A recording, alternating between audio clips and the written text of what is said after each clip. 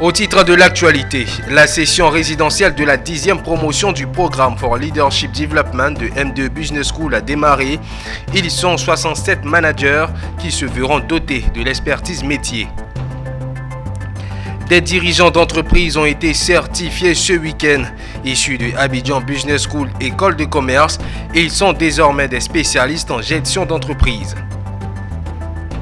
Nous parlerons de changement climatique. En vue d'évaluer la mise en œuvre du projet Ben Kadi, la Convention de la société civile ivoirienne a échangé avec les communautés impactées. Et la performance de gestion du parc national d'Azani par la direction zone sud de l'OIPR a été félicitée. Les détails dans un instant.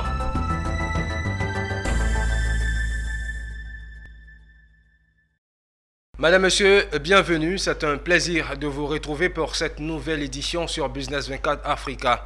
La session résidentielle de la 10e promotion du programme for Leadership Development de M2 Business School a démarré depuis ce lundi dans la cité balnéaire de Grand Bassam.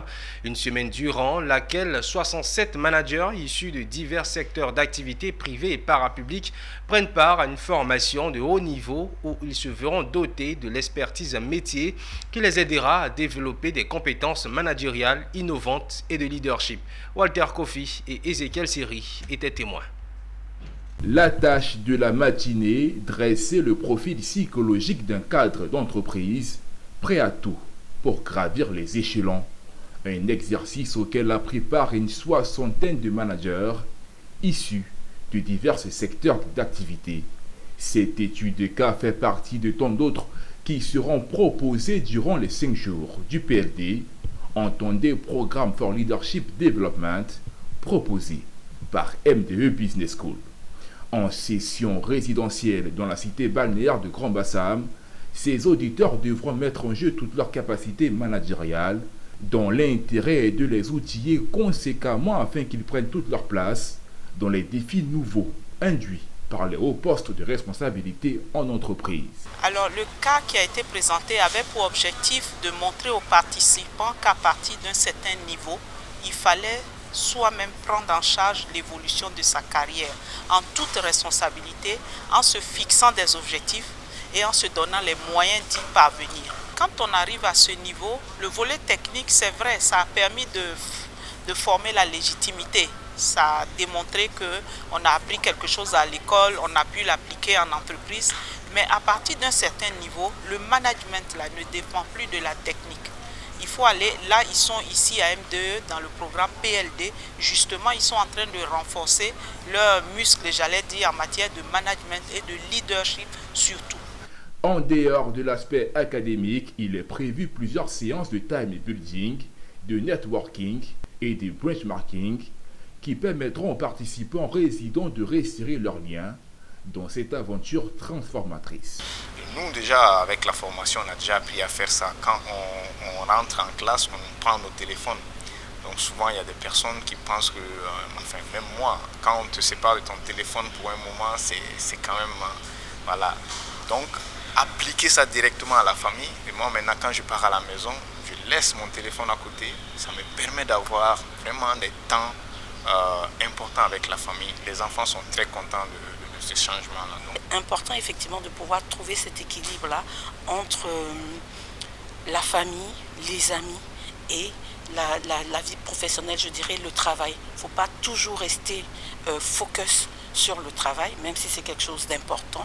Il faut apprendre justement à avoir d'autres centres d'intérêt et notamment ne pas laisser de côté sa famille. C'est très important. Le PLD proposé par M2 Business School en collaboration avec l'IESE Business School de Barcelone est conçu pour des professionnels de talent qui exercent ou aspirent à exercer des fonctions dans le top management des organisations. Destiné à des managers ayant au moins 5 ans d'expérience dans les fonctions d'encadrement, le PLD a pour objectif principal d'aider les participants à développer leurs compétences managériales et de leadership. Et toujours en formation, après 3 semaines intensives de formation, l'heure était à la remise de certificats.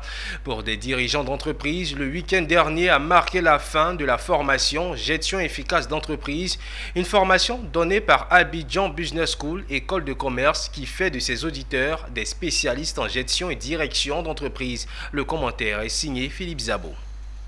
Fournir localement une formation de haut niveau international pour les professionnels et entrepreneurs africains. C'est l'objectif de Abidjan Business School, école de commerce. Une formation dont a bénéficié la première cohorte de dirigeants et employés des sociétés de la place. Après avoir passé 3 semaines intensives de cours en ligne et en présentiel, avec un expert en stratégie de développement d'entreprise et d'innovation, ils ont obtenu leur certification attestant de leur maîtrise des concepts abordés. Après cette remise, c'est vraiment beaucoup de satisfaction. Et la formation a été vraiment au-delà de nos attentes. On se rend compte que la gestion d'entreprise, c'est quelque chose de complexe. On se rend compte qu'on a beaucoup d'insuffisances, on a beaucoup de détails qu'on ignore. Il faut venir à la formation pour se rendre compte qu'il y a beaucoup d'erreurs que nous avons commises par le passé.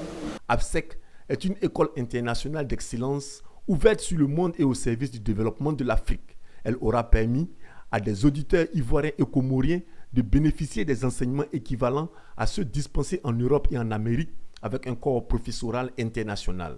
Une opportunité saluée par les récipiendaires. Ce que j'ai reçu comme cours, je souhaiterais que les autres aussi puissent y participer pour pour pouvoir gagner une valeur ajoutée. Voilà. Oui, c'est vraiment une chance, d'autant plus que la qualité de la formation est vraiment bonne. Elle est vraiment bonne. Donc on repart vraiment avec beaucoup de savoir. Je dirais même en fait que de l'expérience des participants et du formateur, je repars aussi avec de l'expérience. Sur la période de 2024-2025, ce sont une quinzaine de thématiques qui seront abordées au cours des prochaines cohortes. En outre, une autre formation certifiante sur la finance sera dispensée par des experts de Abidjan Business School, école de commerce. Intéressons-nous à présent au changement climatique. Cela fait bientôt 4 ans que le projet Benkadi accompagne les communautés impactées par les changements climatiques.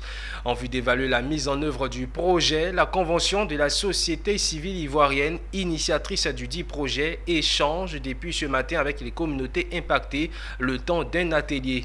Issa Badini et Maru Seri étaient présents à l'entame des travaux. Ils viennent des 4 coins de la Côte d'Ivoire.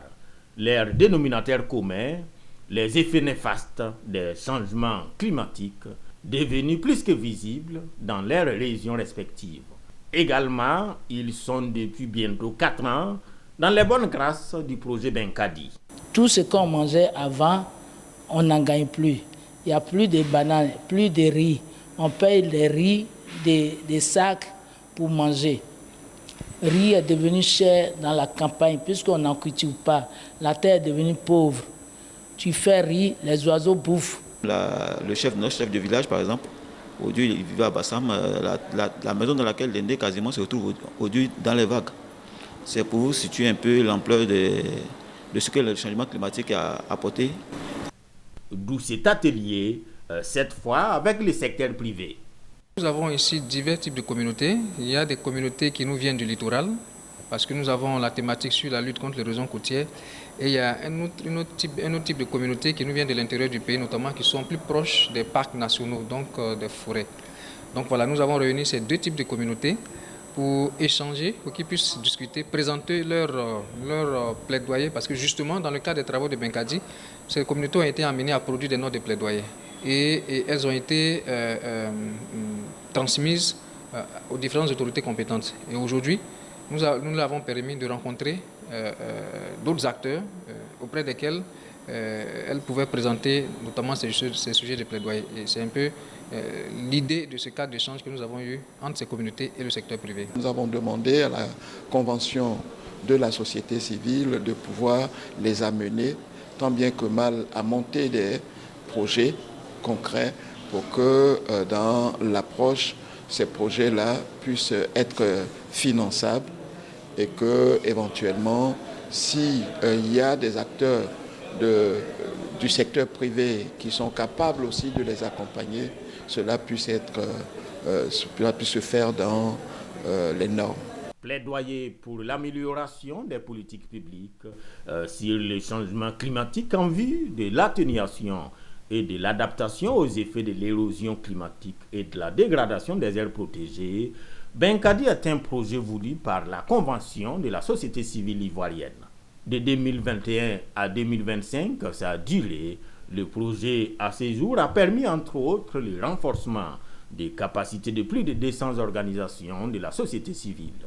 Ce présent atelier a eu le concours du ministère des Affaires étrangères des Pays-Bas.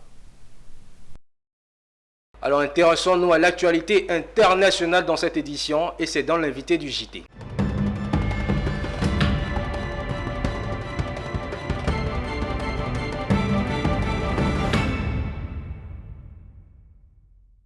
Le retrait de Joe Biden relance les chances des démocrates face au républicain Donald Trump pour l'élection présidentielle. Tout porte à croire qu'il y aura un face-à-face Donald Trump-Kamala Harris le 5 novembre prochain.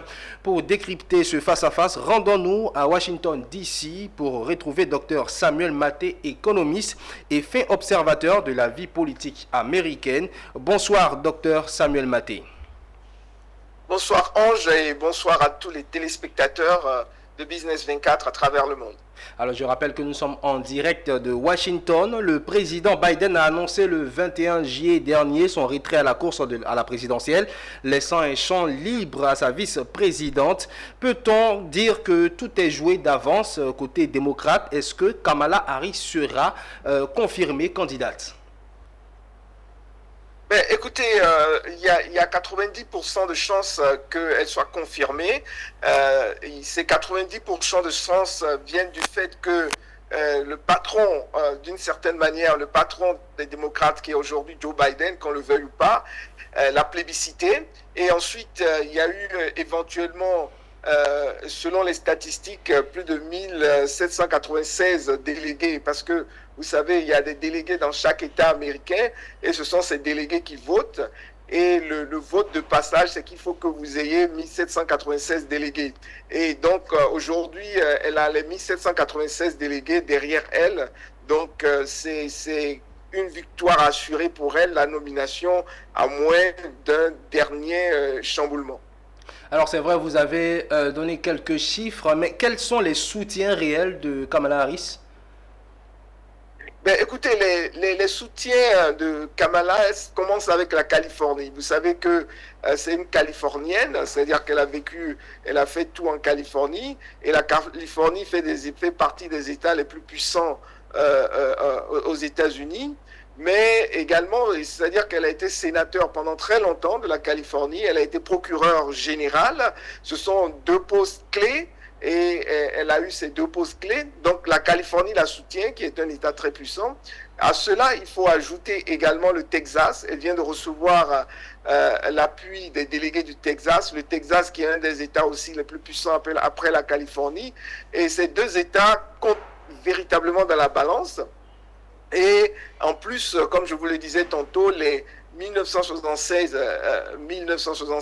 délégués requis pour passer, elle a ses 1976 délégués, et à cela, il faut ajouter le soutien d'un certain nombre de milieux, d'artistes, etc., qui avaient déjà eux-mêmes commencé à dénoncer le maintien de Joe Biden dans la course. Alors vous, en tant qu'observateur de la vie politique américaine, pouvez-vous nous donner les chances de Kamala Harris face à Donald Trump? Bon, les chances, à mon avis, ce serait du 60-40. Ça, c'est mon avis.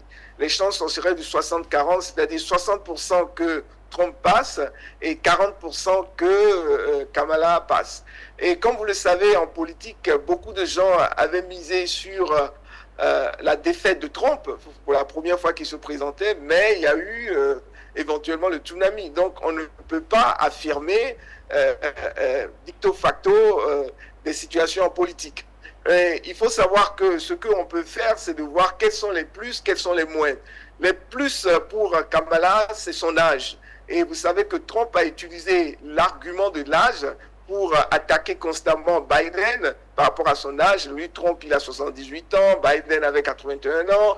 Mais aujourd'hui, cet argument peut se retourner contre Trump, puisque Kamala a 59 ans qui se retrouve en face de Trump qui a 78 ans. Donc cet argument peut se retourner contre Trump.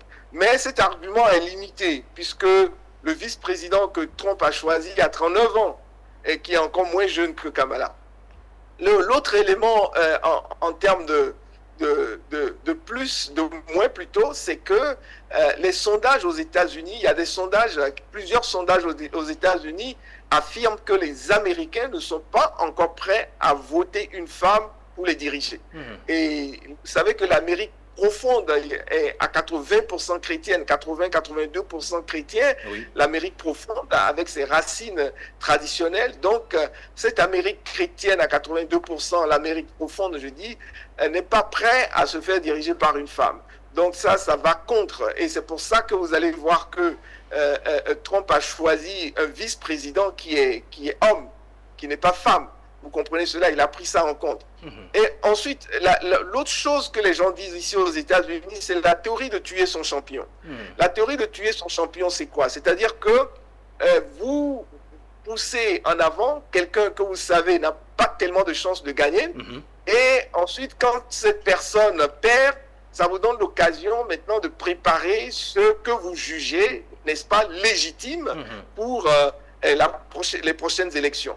Donc, selon certains milieux aux États-Unis, ce sont les démocrates eux-mêmes, parce qu'ils veulent que Kamala grille ses cartes, qui la poussent à vouloir se présenter. Et comme ça, quand elle est battue par Trump, ils pourront alors préparer d'autres démocrates qu'ils jugent plus légitimes pour les prochaines élections, n'est-ce pas, en 2029. Alors nous sommes à 4 mois des élections présidentielles. La campagne risque d'être particulièrement tendue avec un Donald Trump tout feu tout flamme après son attentat manqué et Kamala Harris qui joue, on dira, son va-tout pour les démocrates. Selon vous, quels sont les scénarios possibles? Mais écoutez, il y a 3 scénarios possibles, hein. Bon, ou plutôt 2 pour commencer. Le premier scénario possible, c'est qu'il y a Trump qui gagne. Est-ce que il y a Trump qui gagne? Un ancien président qui revient, ça serait une première. Et le deuxième scénario, c'est que Kamala gagne. Donc ça, c'est l'un ou c'est l'autre. Et au fait, ce qu'il faudrait voir ici, c'est que les gens aussi ont une certaine peur. Parce qu'il y a ce qui circule sous les manteaux aujourd'hui aux États-Unis, ce qu'on appelle le Project 2025. Le projet 2025.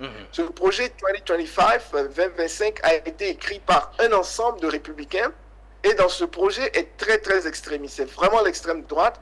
Et dans ce projet, qui fait près de 1000 pages, c'est un document de plus de 1000 pages, et dans ce projet, il est dit que quand les démocrates vont arriver au pouvoir avec Trump, il faut qu'ils fassent tout, absolument tout, pour qu'ils ne quittent plus jamais le pouvoir. Ça, c'est un scénario à l'africaine. Donc, et ils ont mis en place toute une étape de choses qu'ils vont faire, comment ils vont changer les directeurs centraux, comment ils vont changer le directeur de la CIA, comment est-ce qu'ils vont mettre des républicains dans toute l'administration, etc. Tout a été déjà préparé. Hein? Donc, il y a ce projet qui circule. Trump s'est désengagé officiellement d'être partisan de ce projet, parce que c'est un projet vraiment antidémocratique, et il s'est désengagé, mais les langues disent que Trump a participé à son élaboration. Merci beaucoup, Dr Samuel Maté. Je rappelle que vous êtes économiste et fin observateur de la vie politique américaine. Et avec vous, nous avons un peu décrypté le face-à-face prochain entre Donald Trump et Kamala Harris. Merci d'avoir été des nôtres, Dr Samuel Maté. C'est mon plaisir. À plus tard. Autre chose à présent, la 6e édition des Palmes d'Or du mariage s'est tenue récemment ici à Abidjan le samedi 20 juillet 2024. Une cérémonie qui valorise les couples mariés et sert de cadre d'échange avec des professionnels afin de consolider leur couple pour un mariage durable. Le point avec Ami Korobara. Les droits de la famille, la sexualité dans le couple, le rôle des sages-femmes ou encore les grossesses en milieu scolaire sont les thématiques qui ont été abordées lors de la 6e édition des Palmes d'Or du mariage. Pour ce faire, plusieurs professionnels ont été invités afin de donner des informations utiles aux couples présents, mais également distiller des conseils visant à garantir et favoriser l'entente dans le mariage. Vous savez qu'aujourd'hui, le mariage, c'est Dieu qui institue le mariage est divin, donc il faut protéger, il faut valoriser ces valeurs-là. Donc nous avons trouvé des couples résilients qui sont passés par des difficultés mais qui sont restés ensemble des couples qui sont vraiment des modèles. Palme d'or du mariage, ça fait près de 40 ou 50 couples que nous allons honorer aujourd'hui. Et je devais parler de la sexualité dans le couple. Et ce qui est important ici, le couple chrétien. Parce qu'on pense toujours à prière, on pense toujours à jeûne, et que des chrétiens comprennent qu'au-delà de cela, la sexualité est le ciment. Donc, penser à l'autre en n'étant pas égoïste dans tout ce qui est dimension sexuelle, mais altruiste. La femme doit savoir qu'elle aussi, elle a une part dans l'entretien haut de la sexualité. Ces familles, je leur ai parlé des conditions du mariage, je leur ai parlé des obligations du mariage, je leur ai parlé des éléments qui doivent constituer la filiation, c'est-à-dire lorsque vous êtes marié, quels sont les éléments de la filiation, quelles sont vos obligations. Au cas où l'un des époux a un enfant dehors, comment est-ce que prévoit la loi dans cette situation? Au niveau des successions, je leur ai dit que désormais le conjoint survivant succède au défunt pour le quart des biens et les enfants pour le 3/4. Et donc, c'est de tout ça qu'on a parlé. Les secrets d'un mariage durable, c'était le thème de cet événement organisé par la médiature évangélique de Côte d'Ivoire. Du 16 au 17 juillet 2024, la direction de zone sud de l'Office ivoirien des parcs et réserves a tenu à la mairie de Grand Laou 2 activités importantes pour la gestion du parc national d'Azani. Il s'est agi de l'atelier du premier semestre suivi du plan d'activité annuel et de la deuxième session du comité de gestion locale du dit parc. C'était sous la présidence du préfet de département de Grand Laou, Walter Kofi. Bilan satisfaisant pour la direction de la zone sud de l'OIPR dans sa gestion du parc national d'Azani. C'était au cours de l'atelier de suivi semestriel du plan annuel d'activité. Un bilan à mi-parcours de ces activités de gestion décliné en 6 résultats exécutables avec un budget global annuel de 193 millions de francs CFA. Aménagement à l'écotourisme en passant par la surveillance, les mesures riveraines, les recherches et suivis écologiques puis le management, tous les efforts réalisés ont été passés au peigne fin. Le comité s'est félicité pour la forte implication des communautés qui ont bénéficié de 25% du budget de gestion alloué au parc d'Azani. C'est près de 25% du budget du parc national d'Azani qui est consacré aux activités des populations riveraines. 25%, c'est le quart du budget qui va en direction des populations.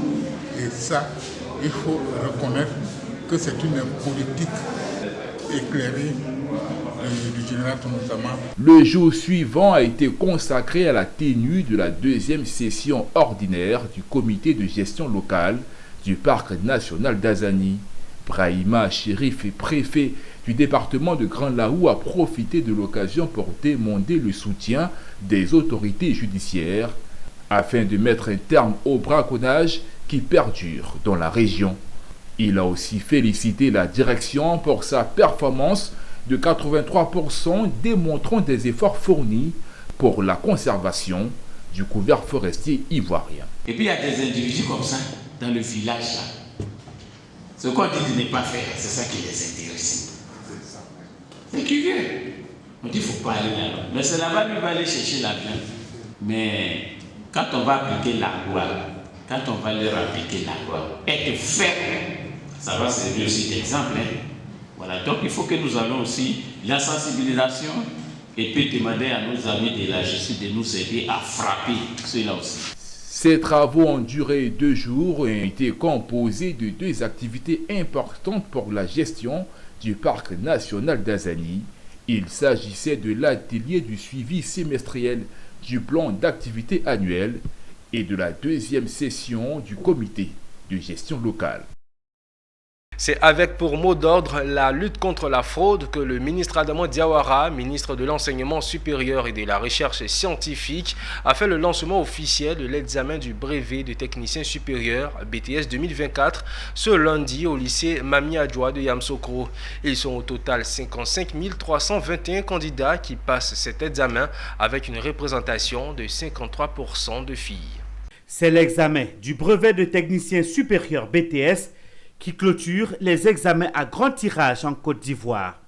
Lors du lancement officiel de cet examen, ce lundi 22 juillet 2024, le ministre de l'Enseignement supérieur et de la Recherche scientifique, le professeur Adama Diawara, a souligné l'importance de maintenir la lutte contre la fraude pour garantir la crédibilité du diplôme. Depuis sa prise de fonction à la tête du département de l'enseignement supérieur, le taux de réussite au BTS connaît une baisse continue. Il est passé de 73,38% en 2019 à 40,97% en 2023. Ainsi, en réhabilitant l'image du BTS, le gouvernement ivoirien cherche à rassurer les employeurs quant à la compétence des diplômés pour occuper les postes disponibles.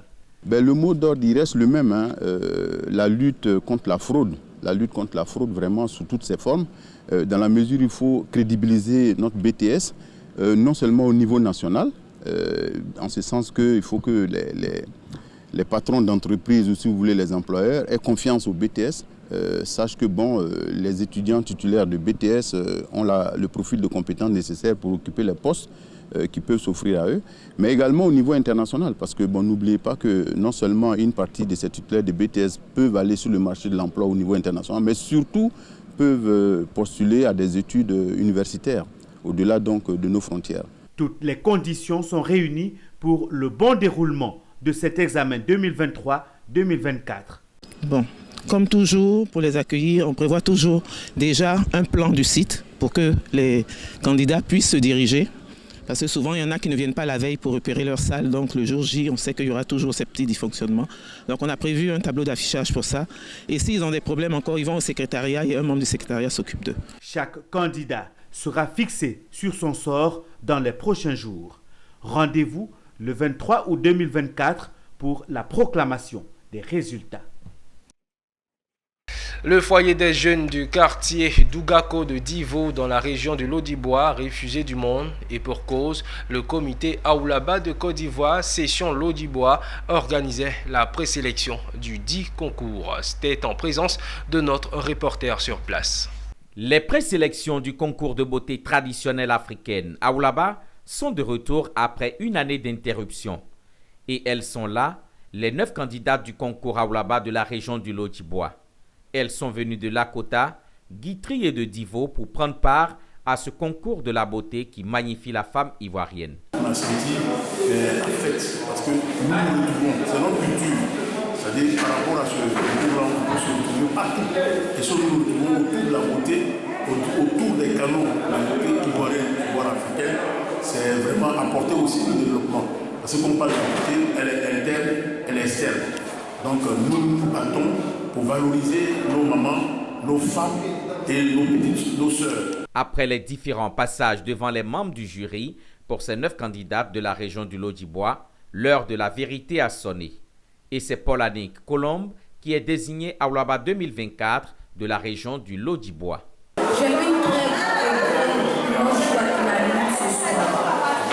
suis très émue. Aoulaba est un terme pour désigner en Côte d'Ivoire la reine de la beauté. C'est en 1980 que ce concours de beauté a été lancé pour la première fois dans le pays.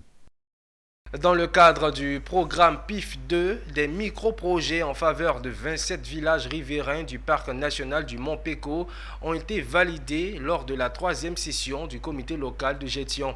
Le financement de ces projets communautaires répond à un objectif clair, celui d'empêcher toute infiltration des riverains dans ce parc. Enfin, les populations de 27 villages riverains du parc national du Mont Péco bénéficieront de micro-projets afin de se détourner du parc. La présentation et la validation de ces micro-projets sélectionnés a eu lieu lors de la 3e réunion du comité de gestion locale à la grande satisfaction des responsables en charge de sa protection. Il y a quelques mois, au Mont Péco, on ne parlait que de surveillance et de quelques sensibilisations. Aujourd'hui, nous allons un peu plus loin. Nous sommes dans le concret, dans l'opérationnel, parce que bien sûr, nous avons depuis le début d'année le soutien financier des projets PIF2 et le soutien financier des projets IDH qui vont commencer très bientôt avec l'appui de Barry Calvo. Aujourd'hui, on a la chance que les financements sont là, sont déjà là, et notre partenaire Quai International a commencé l'identification des projets. Donc sur les 27 villages, il y a 3 qui ont déjà été sillonnés. Que les autres ne s'impatientent pas, on va venir vers eux.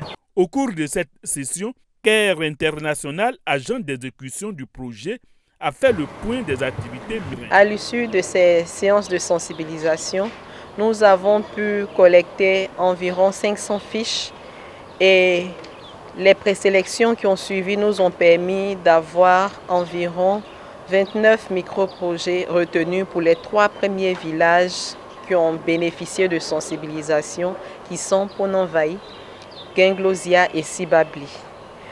Ces micro-projets présélectionnés sont de 2 types, de type individuel et collectif. Mais il y a un véritable changement, il y a une évolution quantitative parce que qui me donne un satisfait. Je suis satisfait de ce qui est en train de se réaliser. Un proverbe qui dit que quand tu arraches la graine rouge, il faut donner encore un autre fruit semblable. Donc dès l'instant où on vous arrache, on vous dit bon, n'allez plus en forêt, il faut donner un moyen qui va te permettre de vivre et puis de mettre ses enfants à l'école. Donc les projets en question, nous vont droit au but. Pour rappel, le parc national du Mont Péco a été infiltré en faveur de la crise. En image au Maroc, le ministre de l'Agriculture a donné le coup d'envoi pour la construction d'une unité de trituration d'olives à Meknès d'un coût total de 2,4 millions de dollars. Cette installation est basée sur un site de 0,2 hectares. Alors que la capacité de transformation n'est pas révélée, il convient de noter que ce projet s'inscrit dans le cadre d'un programme de développement mis en œuvre par l'Agence pour le développement agricole depuis 2016. Et voilà qui met un terme à cette édition. Merci à vous de l'avoir suivi. Restez en notre compagnie. Le programme se poursuit sur Business 24 Africa.